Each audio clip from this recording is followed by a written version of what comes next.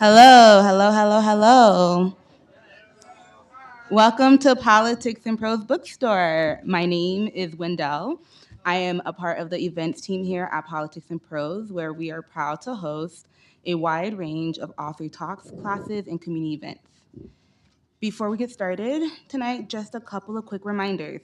Please silence your cell phones so we don't disrupt tonight's conversation. And in lieu of our traditional Q&A portion of the evening, everyone should have an index card size paper either on their chair or in their hands, and that is where you can ask your questions. And that's where you can ask your questions. We'll go around several times tonight to pick up your questions, and the moderator will sift through them and ask your question on behalf of you. Now, without further ado, I'm honored to welcome tonight's featured author, Nicholas Boggs, here to celebrate the release of his new book, Baldwin, A Love Story, the first major biography of James Baldwin in more than 30 years. Boggs first discovered his love for Baldwin as an undergraduate when he discovered Baldwin's out-of-print children's book, Little Man, Little Man. That project led him to connect with the book's original illustrator and ultimately to co-editing a widely praised new edition published in 2018. In addition to that work, his writing on James Baldwin has appeared in the Cambridge Companion to James Baldwin Now, and Speculative Light, The Arts of Beauford Delaney, and James Baldwin.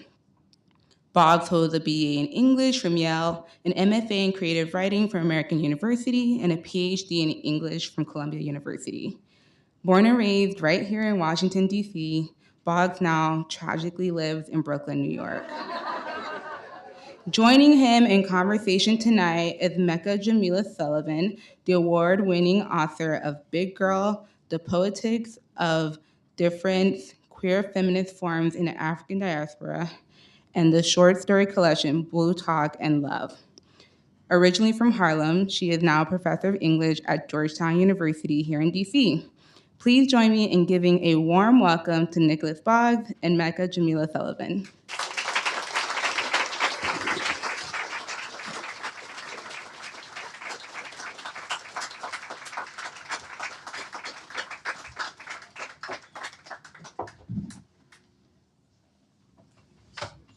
Hello. We'll switch. All right.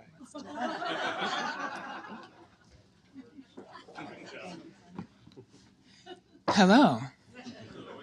So excited to be here. Thank you so much for that introduction. I'm thrilled to be here celebrating Baldwin, A Love Story with my dear friend, Nicholas Boggs. This is super exciting. So we're going to kind of jump in. We'll have a quick conversation between the two of us. Then you'll send your questions up. We'll have a larger conversation based on the questions that you have. We're also going to play a couple of clips from the audio version, the audiobook version of Baldwin, A Love Story. And so I think we'll kind of just jump into our first clip. You know, the book sort of thinks about Baldwin's experiences of love. It frames his life story as a love story around his many sort of interactions with and reflections on love on several levels.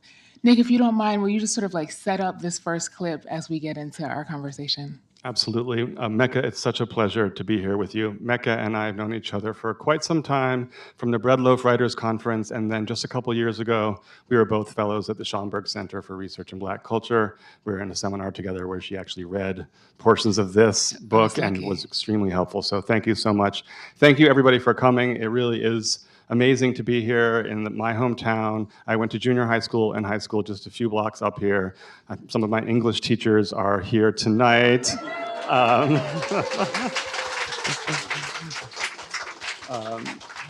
Here and over here, so yeah, and somewhere else as well. These, and right here, this history teacher, but that counts too. She was my homeroom teacher. And English teachers really are life-saving, and we can talk more about that with Baldwin, because actually this opening clip is a teacher of his. This was when he was 10 or 11 years old, and a teacher named Bill Miller, who was a card-carrying member of the Communist Party, realized that they were both reading Charles Dickens at the same time, and she was just blown away by his intelligence. So she ended up taking him to see plays and movies, and this is actually the opening clip from the book, where she's taking him to see a film starring a diva who really had a big impact on him, and he came to really love this woman. So we'll just play that first clip. The audio is by Ron Butler, who does an incredible job of breaking out of the sort of narrative voice to, when I quote from Baldwin, you'll see it sounds like Baldwin himself.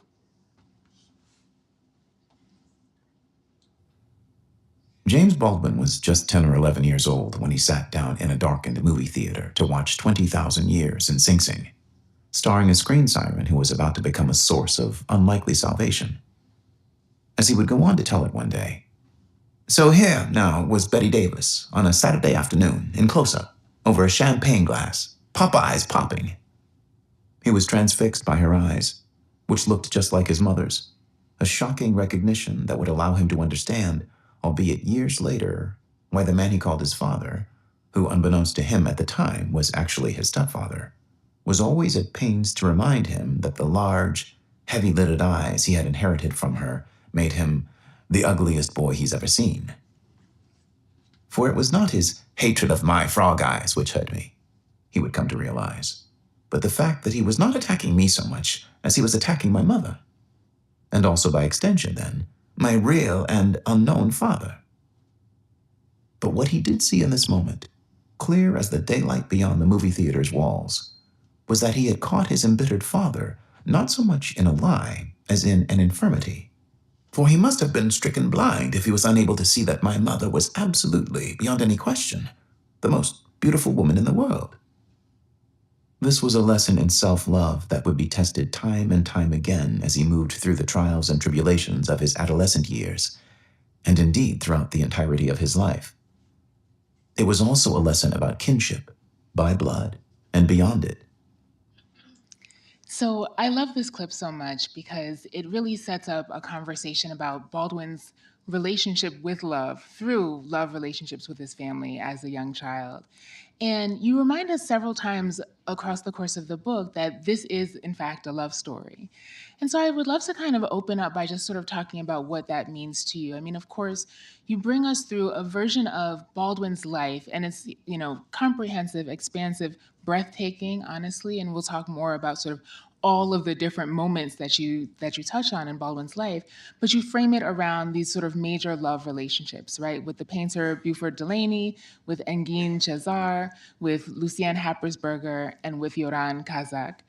And yet we see him interact with so many other sort of forms and kinds of love. Here, we're hearing him reflect on self-love and also the love of Blackness, right? This idea that the failure to love Blackness is an infirmity. So can you say a little bit about Baldwin's vision of love? Like, what did you learn about Baldwin's vision of love, and why was the love story an important frame for the book? So the love story is important because Baldwin is known, in the popular consciousness, and rightly so, as a titan of the civil rights movement, which he was. But in fact, his writing, even about the civil rights movement, was all about love, right? Only love can open the gates, he says in The Fire, and he writes in The Fire Next Time, okay? In all of his novels are love stories, from Go Tell It on the Mountain to Giovanni's Room, If Beale Street Could Talk. Another Country is a twisted love story, but it's a love story. So I wondered, okay, why are we not focusing on sort of love as a practice, as a theme, but also as really just what he lived for and what he lived through? And we'll get to later how it all started, but it was very organic how I realized there were these four major loves in his life. And that does not, he loved his family. He was very, very close to his family.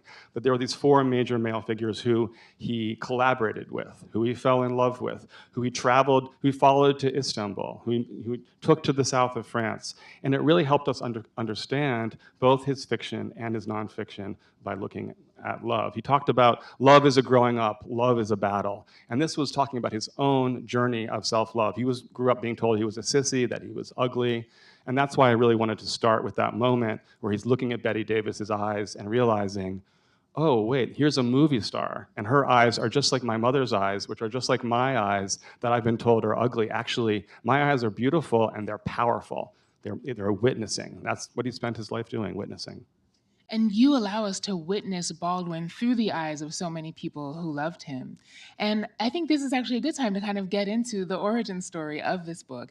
Where did your fascination with Baldwin begin? I mean, you've worked on this book for a decade or so, but it sounds as though, and from reading your accounts of it, the seed of this book actually has been with you far longer. So what's the origin story, and what is it about Baldwin that sort of captivated your imagination and your thinking from a young age, and also sort of stayed with you through all of these years and these chapters? So the real origin story are two English teachers in this classroom. The first is Mrs. McCullough, In this who classroom. introduced me to the idea that writing could be fun and joyful and creative, and she's here with us tonight, right over here.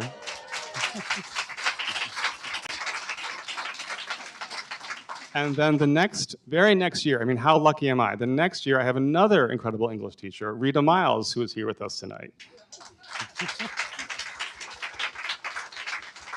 Now, Rita would put up drawings of famous Black writers all over the walls of Alice Steele in our classroom, and there was one of James Baldwin and these incredible eyes, and I was immediately taken with them. I remember that as the origin story, but recently I spoke with her and she said, oh no, Nick, you got dressed up in a suit and came to class and gave a presentation on James Baldwin in 8th grade, which I had no recollection of. I completely repressed it, much as I've repressed the whole process of writing this book because it was so painful. So I had a lot of love from my teachers, as well, and a lot of guidance at those key moments, and that's what Baldwin had in a very different way and context. But then it wasn't until college that I was taking a class on Baldwin, and we read everything he'd written, except for this children's book that was out of print. And David Leeming wrote his very important biography that came out in 1994, and he had a couple paragraphs about it, but they were very mysterious. It sounded like maybe they were friends, they were maybe lovers. So I went to the Beinecke library, I found the book. It was such a strange children's book for adults, he called it. So I sent like my first or second email ever in my life in 1996 to David Leeming, and I said, do you know anything about Yoran Cazac? And he said, I never met him. I don't know anybody alive who met him, who's still alive, and I believe he's dead. So the trail went cold. 7 years later, I'm getting my PhD at Columbia. I'm broke. I'm living in a studio apartment in Brooklyn where like just tiny bit of water comes out of the shower head. Like people could not come and stay there as guests. And I decide to write to a bunch of art historians in Paris, another email, leaving my name. A few weeks later, the phone rings. It's a raspy French accented man. This is Yoran Cazac. I'm alive. Come to Paris. I have many stories to tell you about Baldwin. And it turned out he died 2 years later, but I was able to spend like all of my dissertation funding to go over and live in Paris for a summer to interview him. And it turned out that he was Baldwin's collaborator, but he was also his last great love. But it was a complicated love triangle, as Baldwin often became involved in. Baldwin ended up dedicating the novel If Beale Street Could Talk to Him. And there's interesting ways that novel, despite the fact that it's a kind of a heterosexual love story set in Harlem, mirrors their relationship in Tuscany and the south of France in certain ways. And you draw that parallel so beautifully, and the way that you sort of interweave your perspective as a literary scholar with your perspective as a historian of Baldwin and an ethnographer is just breathtaking, and I'll come back to that. I also want to make sure we touch on Little Man a little bit more. But I love that you begin the origin story not only with Baldwin's childhood, but your childhood. We have another clip where you're kind of thinking through Baldwin's young life, which is one of the many moving aspects of this book, right? The portrait that you offer of young Baldwin. And so this next clip is also from book one. It's a section where we see Baldwin with his friend and mentor, Beauford Delaney, as an adolescent moving through New York City. Do you want to say a little bit about this clip? Sure, this is a very short clip. It's less than a minute, just gonna let you know that. This is the beginning of book one. So that was the prologue beginning that you heard from. This is where he's working in a sweatshop, as you'll hear, and he's been told by a friend that there's this incredible black painter in the village that he has to meet. And this is the person who ends up, as Baldwin puts it, showing him that a black man could be an artist. This is the person who teaches him how to see the world as an artist. This is the man who, quote unquote, opens the unusual door for him. And they have a lifelong kinship structure where he becomes his spiritual father. So this was not a romantic love specifically, but this was a kind of familial and symbolic love that lasted their entire lives. It was with a growing sense of anticipation that the young James Baldwin finished sweeping the floors at his after-school job at a sweatshop on Canal Street and headed out toward the unfamiliar address, 181 Green Street. As he left the garment district and entered the lamp-lit streets of Greenwich Village, it was as if he were entering another country altogether. To passers-by on the street, the 16-year-old must have looked like a stranger in the village. Indeed, a short, scrawny, dark-skinned figure, wide-eyed and weary in wrinkled work clothes a size too big. For a moment, he considered boarding the uptown train and returning to his family's Harlem apartment. But he dreaded going home, as he would later describe how he felt that day. And there was something about Emil's insistence upon giving him this address that kept urging him forward. So we've been talking about how when we met at Breadloaf many, many years ago, I still am not sure exactly what year it was, but it was long ago, right? And we bonded over both being creative writers and also literary scholars and trying to kind of live in this divide of artist, scholar, academic, and, creative artist.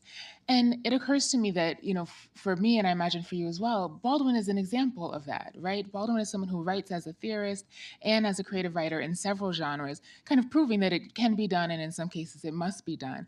You do this exceptionally well throughout the book. And, so as I'm reading, I'm kind of putting on my literary scholar hat and tracing some of the beautiful metaphors that you sort of weave through the book.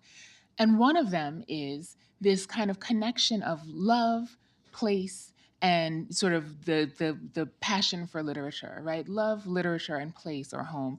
That clip really shows us, I think, the connections there, right? Baldwin, you show us Baldwin moving through so many spaces, right? Of course, we associate him often with France, with Paris, also with Saint-Paul-de-Vence, and of course with Harlem, but you show us his relationships to Istanbul, to Senegal, to Selma and Montgomery, to Corsica, right? So many other places. Can you say a little bit about the role of place in this story? And if you see any connections between Baldwin's love of literature, for example, and his love of some of these places that he ends up sort of finding home in? It was a very challenging research itinerary to go to the south of France and Istanbul and Corsica, but I did it. I found a way.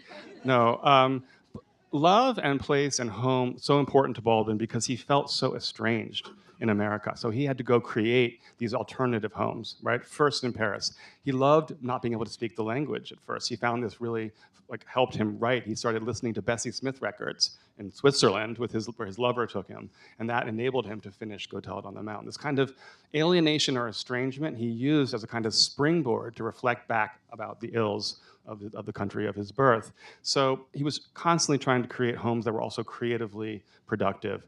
He wrote a letter. He went to the MacDowell colony, where I stayed in his studio that he stayed in. But he wrote a letter to his friend Engin Cezzar from there, saying, "Someday I want to build a house by the side of the mountain or the edge of the sea, where I can write and have respite and be safe." So he spent his life kind of searching for those places.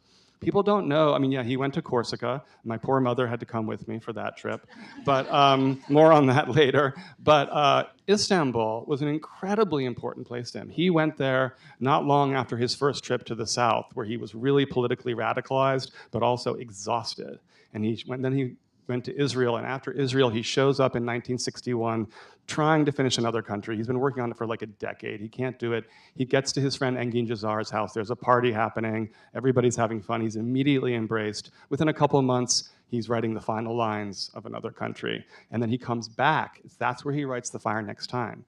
So he is ping-ponging back and forth between the US to be involved in the civil rights movement and then to find respite among a community of activists, scholars, and artists in Turkey, where once again, he felt he could write from another place in order to to really shed light and the truth about what was happening back in America.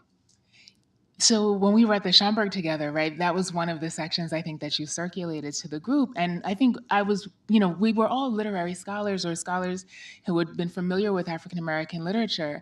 And I think we were all pretty sort of surprised to hear just how influential that time in Istanbul was for Baldwin.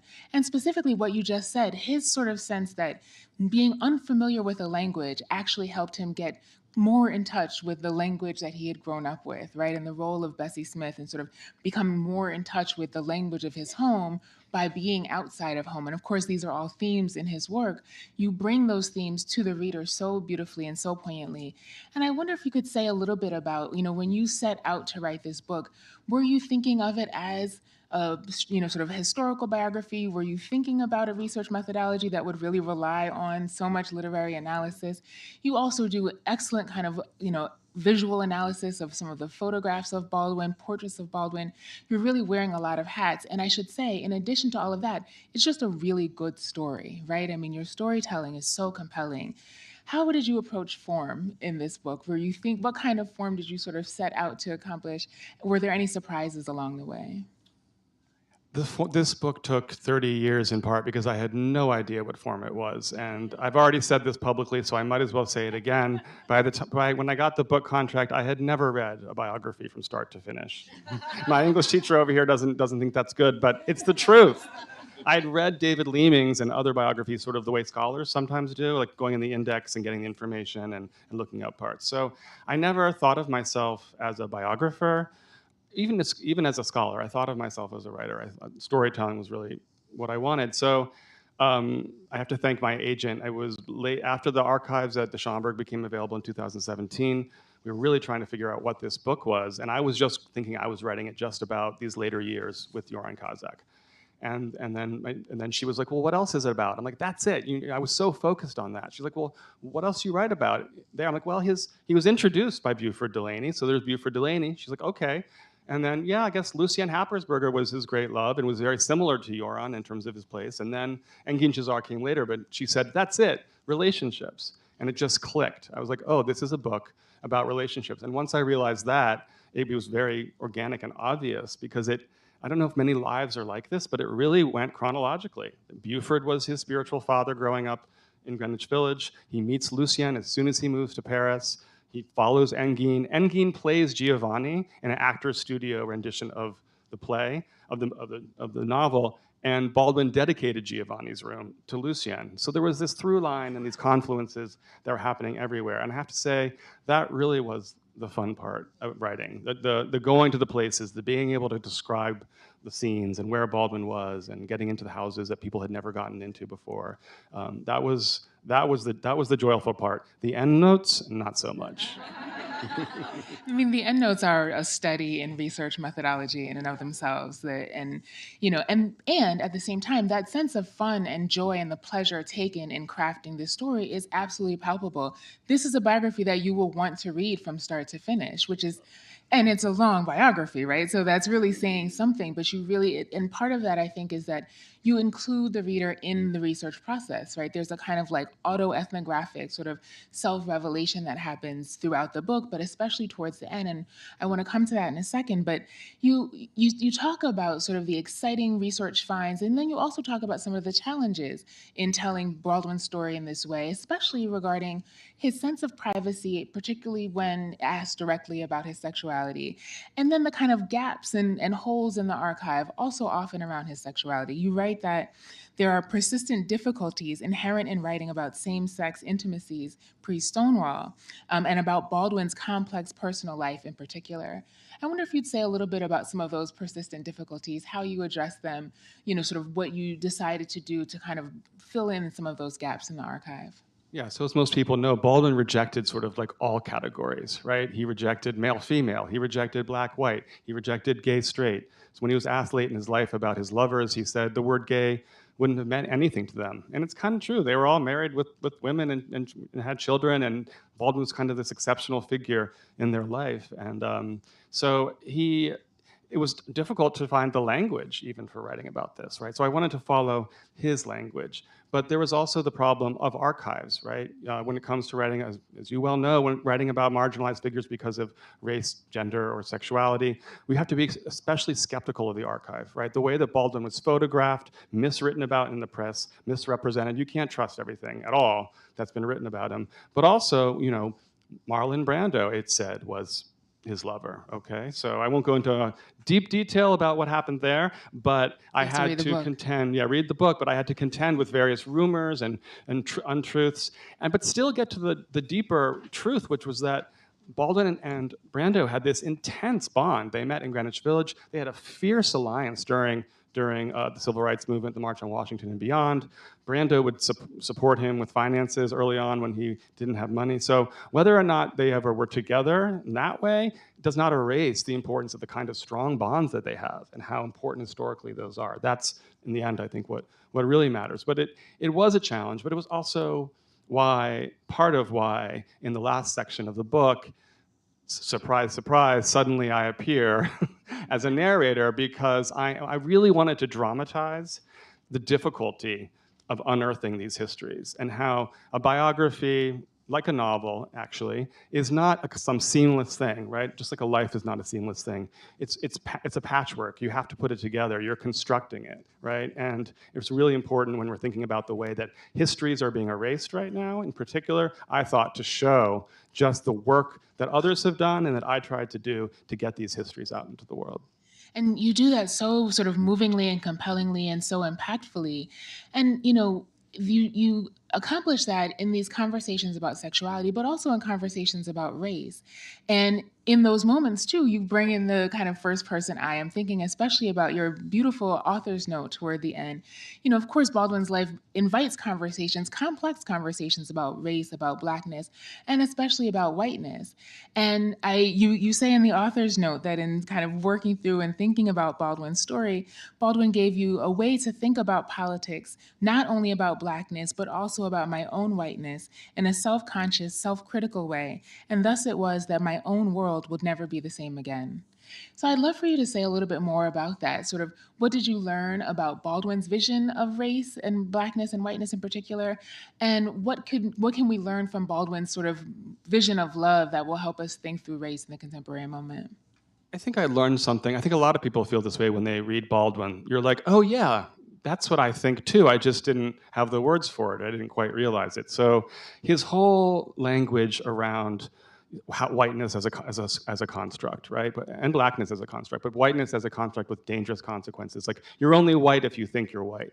And what he means by that, if you think you're white in the sense of innocent, right? That was his big term. This inability on the part of white America to admit and address the past, excavate the truth, and have honest conversations with each other and with Black Americans about the past and the best way forward. That was his big, and he said the innocence constitutes the crime.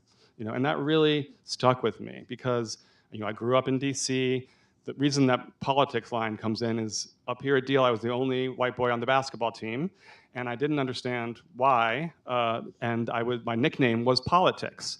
And it was only years later that I understood that the coaches only put me on the team because there needed to be one white player on the team. So when I read Stranger in the Village, which is Baldwin's brilliant essay about being in Switzerland and being the only Black man there, it really struck me, obviously for sort of obverse, converse reasons, but he enabled me to see that whiteness was something that had to be constantly interrogated, and it had to be something that we didn't take for granted as a natural thing. So I'm sure I'm not the only one of your friends who, now having read that, has to resist the temptation to call you Politics. I already did it in a text to you the other day. Please be prepared for that to continue. So it's such a good story. That sort of the appearance of the narrative I, right? Again, it really does sort of guide us through the research process. And this is a good time, by the way, if you have questions that you want to pass up, kind of jot them down and somebody will come and collect them.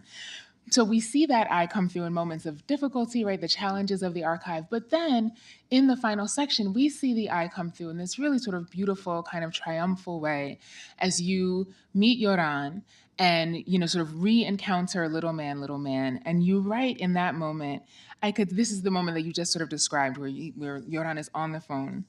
I could scarcely believe what had just happened. It was as if I had just spoken to a ghost. But still I managed to sign up for my third credit card and book the cheapest plane ticket I could find to France. I mean, like, again, it's a good story, right? I And also you're borrowed with some it. money from my mother. I mean, as one I would. did. But she had to travel with you to Corsica, right? So I mean, it works out. But this is the kind of narrative intervention that really sort of brings us along and keeps us there, and we're sort of rooting for you. And then what a kind of beautiful, sort of constellation, right, of kind of mixed or sort of interlocking metaphors, where we have Baldwin sort of search for life, for visibility, for continuity. There's a whole kind of spiritual thread that's going on there. And then you get to be part of that in the reissue of Little Man, Little Man. Can you talk a little bit about that and why that was sort of the closing note for this book? It was really an honor of my life to bring Little Man back into print. We had a really hard time doing it for 10, 15 years because it's written in Black English. Baldwin wrote this really important essay in the 80s, if Black English isn't a language, then tell me what is. So he wrote this book entirely in the Black vernacular, and it's written in a child's voice, but a kind of very smart child, and it's writing about urban issues like drug addiction and violence, but also joy and pleasure in Harlem. And I just thought it was such a special book. And thank goodness Duke University Press many years later came through, and my co-editor Jennifer DeVere Brody and I did that, and we got Baldwin's niece and nephew, who the book was based on, to write the afterword and the foreword. So that was a gorgeous experience that happened in 2018. So sort of once I finished that, I was like, okay, now I can really focus on this book. And so I interviewed Yoran a bunch in 2005. I interviewed his wife, Beatrice, as well. And then he died in 2005. And then I continued, and I guess we're going to play one more clip, I think. This is a clip where I make a discovery that was sort of life-changing for me with the book. It was a love poem that Baldwin had written to Yoran Cazac. There had been sort of no real physical evidence or literary evidence beyond my literary readings of If Beale Street Could Talk to show that they had been involved. Yoran Cazac had told me they had been, but this was sort of like seeing it in print, and this was a love poem that had never been published or seen before. So just to set the stage, Baldwin and Yoran had recently gone to excuse me, a hot springs called Saturnia in Italy, driving Baldwin's brown Mercedes. And Baldwin had gone back to the south of France, where he was working on If Beale Street Could Talk and on Little Man, Little Man, and Yoran was remaining in Tuscany with his wife and children. And this is a fragment, not the whole thing, it's a 7-page poem. This is a slightly longer closing excerpt, it's about 4 minutes, because here you'll see me discuss the poem a little bit, and then you'll see a moment where Beatrice Cazac enters the story and we're actually talking to each other in real time. Sounds good. Let's listen.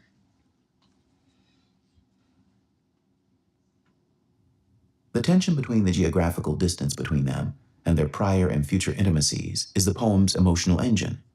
He wonders whether Cazac has woken up yet, whether he, too, has used the bathroom, had a shave, taken a bath, or brushed his teeth, and asks, "Are your children crying, tearing down the house? Has your wife made breakfast?"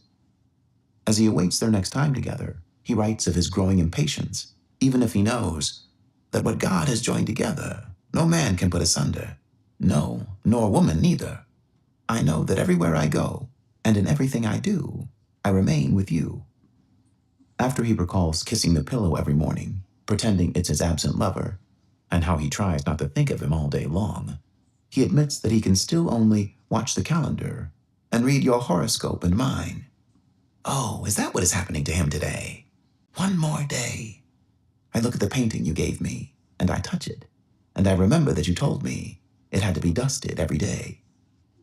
Invoking the kind of language that would eventually give his final novel, Just Above My Head, its title, much as he had in an earlier poem about Cazac, Munich Winter 1973, he fantasizes about the day when he will step down off that train and into my arms. His face will be just above mine, and his eyes above mine. I will breathe his breath. We will take the car and go someplace together, before imploring him once more to come to him, to come home. But Saint-Paul-de-Vence was not Cazac's home. Tuscany was, and the version of the poem that Baldwin sent to him there was translated into French, presumably by Baldwin himself, so that his lover could read it.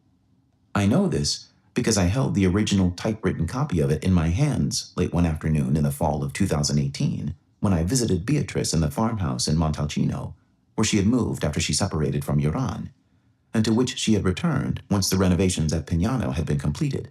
I had gone there to take another look at the original drafts and illustrations from Little Man, and to view any other documents she could show me about Baldwin and her husband, who had now been deceased for 13 years.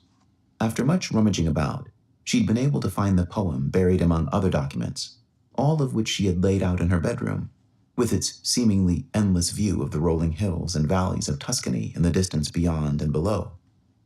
The sun was beginning to set as she read it aloud to me, slowly translating it back into English from the French on the page. And it was a remarkable moment.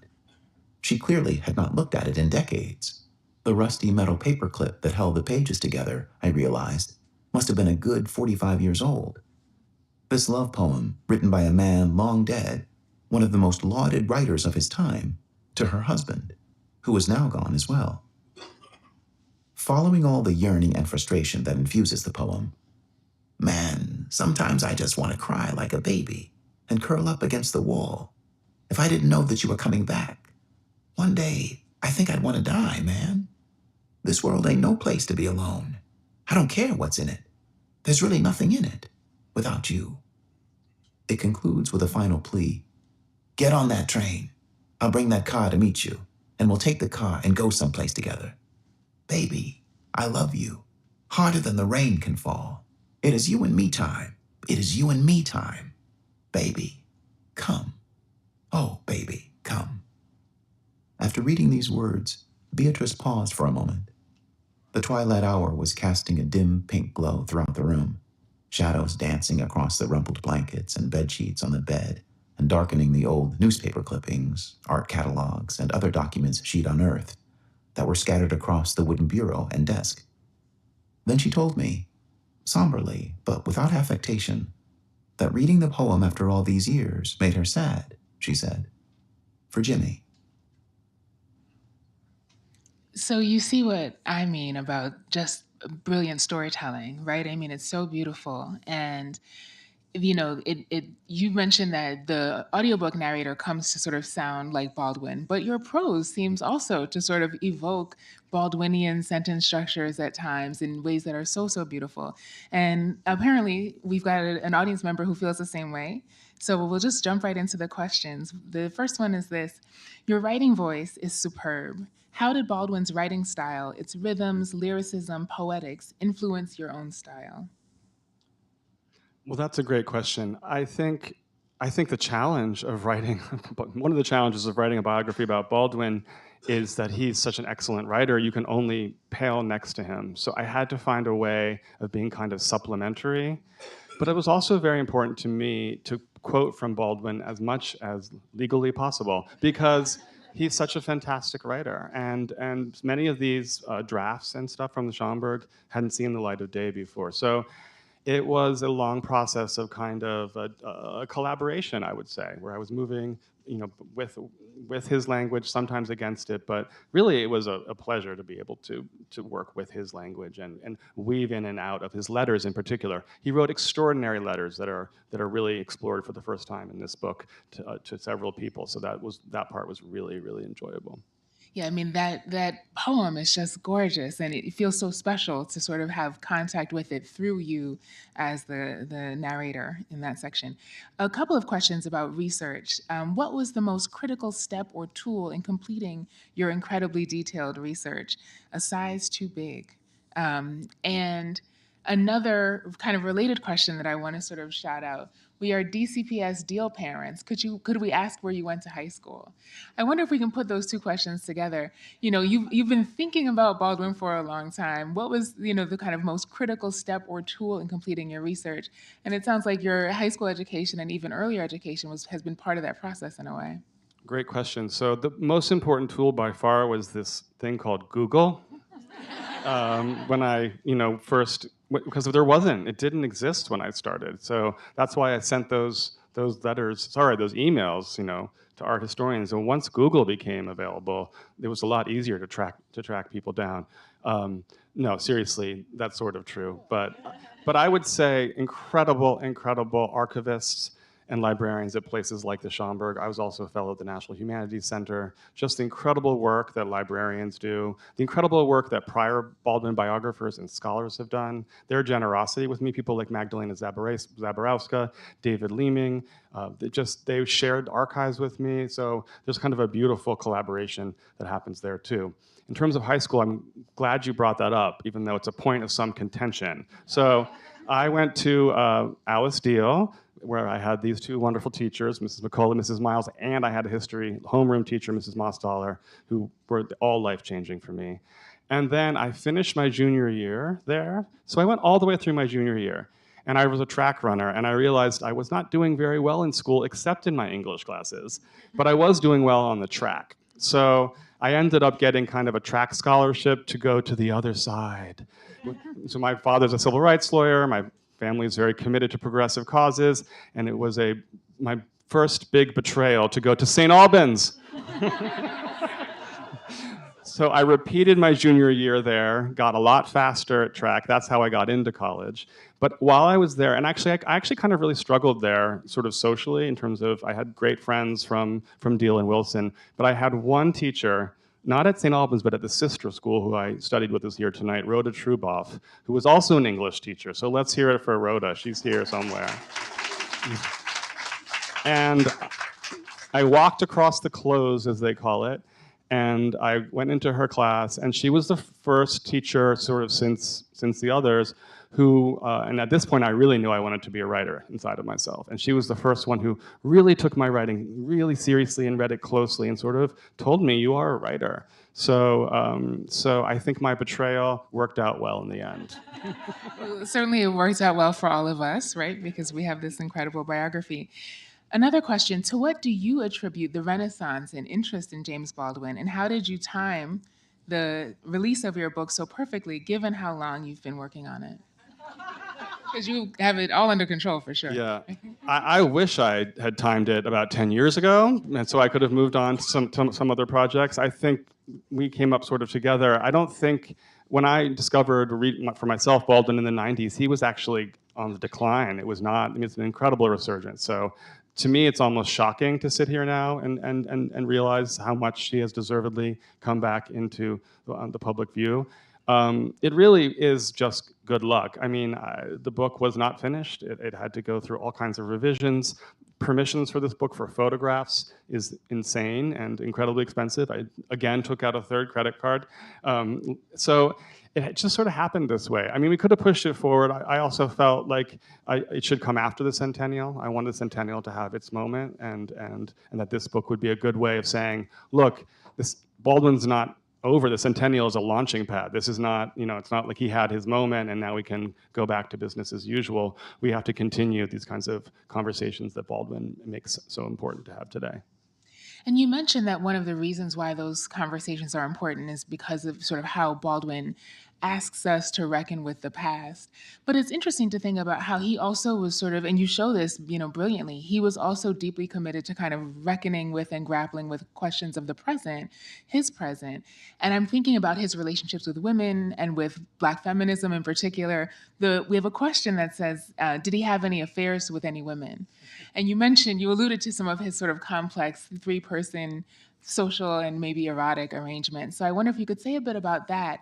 And then I want to tack on a question about his relationships with women writers, with women thinkers, with feminism in general. I'm thinking about his sort of complex interactions with June Jordan, with Nikki Giovanni, with Audre Lorde, his sort of literary friendship with Toni Morrison, and then his sort of, towards the end of his life, his sort of celebration of the kind of, Renaissance, right, of kind of Black women writers that Morrison helps kind of usher in. So a two-part question on Baldwin and women. Thank you so much for asking that, because one of the risks of the structure of my book is it can look like it's just talking about men, which is not the case at all. It begins with Bill Miller and her important role. It talks about the importance of his mother. Mary Painter was a brilliant American economist that he met in Paris, and became his best friend. He said if he was ever going to marry a woman, it would be her. They had a very deep relationship. He wrote tons of letters to her from the South when he's going through it, from talking about burning crosses, talking about how he's having like psychosomatic nightmares, but also writing about his creative process from across the globe, how his relationships with men are impacting them. But also, he was very close to Lorraine Hansberry, who died tragically young. She really impacted him. She pushed him to the left, actually, and really helped him become a playwright as well. Maya Angelou was very important. She spoke at his funeral. Nikki Giovanni pushed him on things early on, and so as did Audre Lorde. I'll get to that in a second, and June Jordan. You know, Baldwin was not perfect, and that's part of what I want to get across in this book. He's a human being, and one of the things that I admire about him, and one of the things I think we can learn from him, is that as strong-willed as he was willing to change his mind, okay? He changed his mind about things like Palestine. He changed his mind about women and gender. I mean, he always had women friends, but he was rightly taken to task for some of the things he said. Now, some of these things I think were rhetorical. This was during sort of the rise of Black Power and the Civil Rights Movement, and he would say things like, I have to protect my woman, my wife, my children. He was not married and had no children, right? So he knew that he had the public stage, and he was being rhetorical in those moments. But with that rhetoric, unfortunately, he would reproduce some patriarchal presumptions that Black feminists rightly took him to task for. I do believe that he was moving in a different direction later in his life. He was writing this novel, if Beale Street Could Talk. He'd have Toni Morrison listen to make sure he's getting the voice right. June Jordan thought he did not get the voice right, which to me kind of makes sense because it kind of was Baldwin writing about Yoran Cazac. It was sort of this voice in drag, which is also just interesting in and of itself. But he was also moving towards, in his late essays, what we think of now as trans or non-binary identities. In Freaks in the American Ideal of Manhood, in Playboy, he writes that we are all androgynous. Each contains the other, black and white, white and black. And he also was beginning to see himself as androgynous. His final play was about an actress based on him named Laverne, who he wanted Lena Horne to play that role. But it was about an aging superstar singer living in the south of France, surrounded by these lovers, these bisexual lovers. It was clearly him. And so he was really exploring gender in ways that now we're trying to explore, and it's being erased. So Baldwin was once again on the cusp of the important issues of his time that are now also of ours. And you show that evolution or that, sort of trajectory so beautifully and brilliantly and with great sort of care and attention. And so you really do work through those relationships in really sort of interesting and nuanced ways. So these moments, for example, that, the iconic conversation between him and Audre Lorde and the conversations between him and Nikki Giovanni that we might have sort of seen memified or, like these little clips that might be circulating. You give us the backstory, you sort of work through the drag that you're talking about, right? Where the Baldwin that we see seems to almost be sort of like parroting or mimicking an archetype of a kind of heteronormative patriarchal masculinity that isn't even consistent with his own sense of gender and of himself. And you show that portrait of him so beautifully and convincingly, for sure. That's a tough one. Yeah, but you do it. Okay, well, here we have more a comment than a question, but we're going to include it anyway. It seems that Politics has written some pretty good prose, which is absolutely true. 10 out of 10, highly agree. And to that, I'll tack on a last question from the audience. What are your favorites of Baldwin's fictions and why? Oh gosh, I cannot possibly answer that because people will start throwing things at me, and But I'm glad that they asked about the fiction because I think that that's the kind of what the going saying is that his nonfiction was great, the best of the century, and that his fiction was good but not great, or some people think it was even less than good. And part of what I try to thread throughout this book is that you have to read the fiction and the nonfiction together. You cannot understand another country if you don't read what he just wrote before that. The Fire Next Time is all about the need for interracial coalitions, right? After that, he's looking at those coalitions in fiction in another country. I love Another Country. I think the first quarter of Another Country in particular, before Rufus commits suicide, is just an incredible, incredible work of art. You also have to look at his essays, The Preservation of Innocence, to understand Giovanni's Room. So you have to look at everything together. So but his novels, Giovanni's Room will always hold this special place in my heart because I borrowed my twin sister's copy of it in 9th grade, and I read it in secrecy, and it changed my life as it did many, many people. His last novel, Just Above My Head, He's a sprawling, long novel that sort of got panned when it came out, but it's been sort of recuperated of late by Black queer scholars, Black queer writers. It's an incredible novel that I urge people to go back to. So I didn't say what my favorite was, but I gave you some things to think about. Maybe when you get your book signed, come up and ask. Maybe we'll get the tea. So we're talking about his novels, and there are many, many moments. And as I've been saying, you really sort of read his novels. You give the reader a sense of how we can understand his novels in conversation with his biography and also with his scholarship, with his sort of political thought. And this sort of brings us back to my earlier question about Baldwin on love. You in your discussion of his last great love, right, with Yoran, you bring us back into sort of Baldwin's longing, his love, and also the kind of force of his love. And this is what we hear in that last clip that we heard, right? I love you harder than the rain can fall. This idea of love as both a force and a kind of sadness also seems to kind of pervade the book, and a sadness that has to be expressed. And you reflect on that at several points throughout the book, especially in your kind of reading of Tell Me How Long the Train's Been Gone, which is his 1968 autobiographical novel that explores racism, incarceration, multiple sort of structures of power, also sexuality, pleasure, family, joy, and love. And in the novel, Leo talks about his need to be both loved and to tell his story. And you quote him here. Leo describes, quote, "My terrible need to lie down, to breathe deep, to weep long and loud, to be held in human arms, almost any human arms, to hide my face in any human breast, to tell it all, to let it out, to be brought into the world, and out of human affection, to be born again." And I love that you spend time with that moment in the novel. I love that you got the permission to quote it at length, because it speaks to the necessity and also the kind of difficulty of human love in the context of social power structures, violence, and oppression. And I think these are things that are probably likely on many of our minds right now.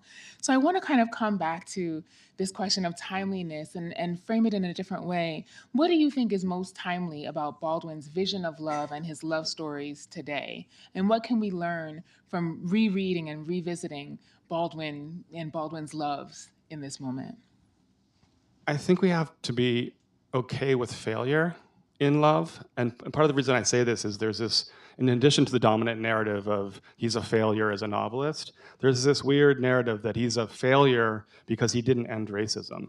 And I'm like, oh, whoops. Aren't we all? I think that's our job, right? I think that's white America's job. It's all of Americans' job, but I think that's the job of white Americans. And the idea that he failed because he didn't find one great love and because racism still exists seems completely ridiculous to me, in part because I think that he found great love. He's just not the love that it looks like perhaps to everybody. He found these incredible kinship structures, right, with many different people who remained in his life. I don't want to give the story away, but Lucien comes to his bedside when he dies. Baldwin is caring for Beauford Delaney in his later years.